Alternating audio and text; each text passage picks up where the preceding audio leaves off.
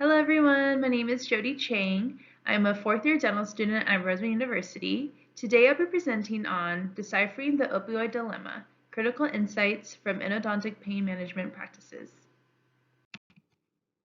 I have no conflicts of interest with this study.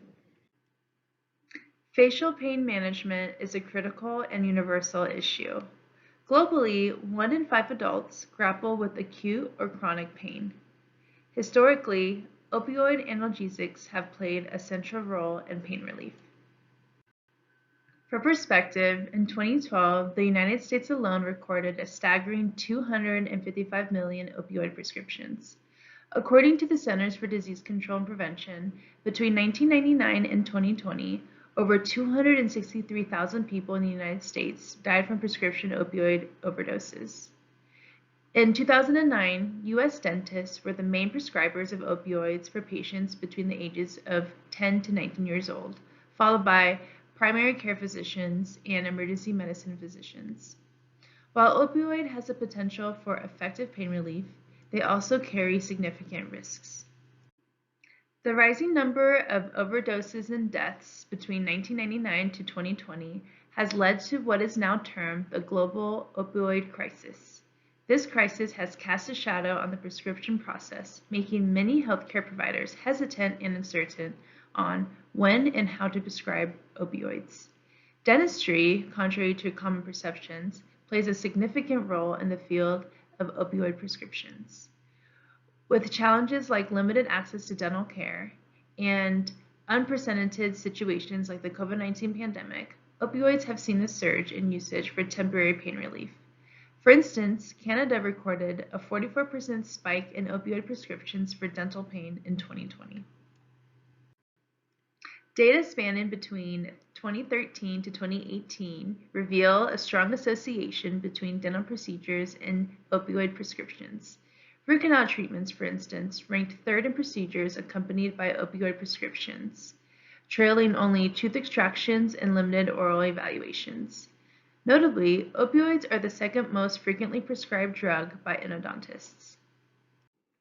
The aim of this study is to map the current available evidence on opioid use in endodontic procedures and to provide insight for future research. A literature search was conducted by 6 different databases. We analyzed publications up to November 2022 using specific search terms and excluding irrelevant works. There is no restriction to the type of study design, and we only included studies in the English language.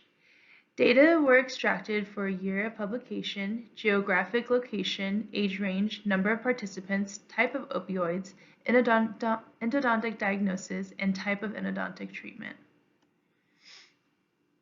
Here are the results. A total of 139 articles were identified after the initial screening process, of which 30 articles met the inclusion criteria. When analyzing the use of opioids in different endodontic treatments, it was observed that a mix of semi-synthetic, synthetic, and natural opioids were commonly employed. Specifically, natural opioids were often used in root canal treatments, whereas synthetic opioids were more commonly used for, more specifically, root canal treatments, but pulp polyp treatments. And this is the treatment of an overgrowth of inflamed pulp tissue. Globally, most of the studies were from North America, followed by Asia. Between the years 1990 to 2000, natural opioids were the most preferred opioid in endodontic treatment.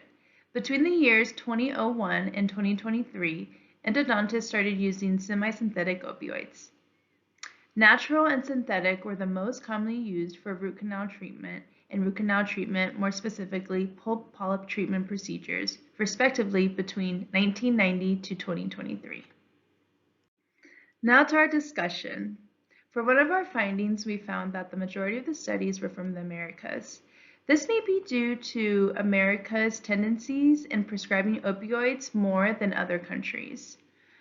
Another reason may be that there is a wider availability of research funding or a stronger priority in research in those areas. Another finding that we found was that from all the endodontic procedures, natural opioids were more commonly used in root canal treatments, whereas synthetic opioids were more commonly used in more specific pulp polyp treatments of RCTs. We think that this is due to the pivotal change as oxycodone began to emerge more predominantly in the 2000s. Natural opioids became a mainstay in RCT due to proven efficacy, whereas synthetic opioids found their niche in more specialized endodontic treatments. In conclusion, this review contributes to a new understanding of how opioid usage in endodontics has evolved and currently stands. As the profession moves forward, it would be vital to balance the benefits of opioid analgesics in managing endodontic pain against the potential for misuse in the pursuit of effective alternative pain management strategies. Lastly, I would like to thank Roseman University College of Dental Medicine Clinical Outcomes Research and Education for the support of this study. That is the end of my presentation. Thank you very much.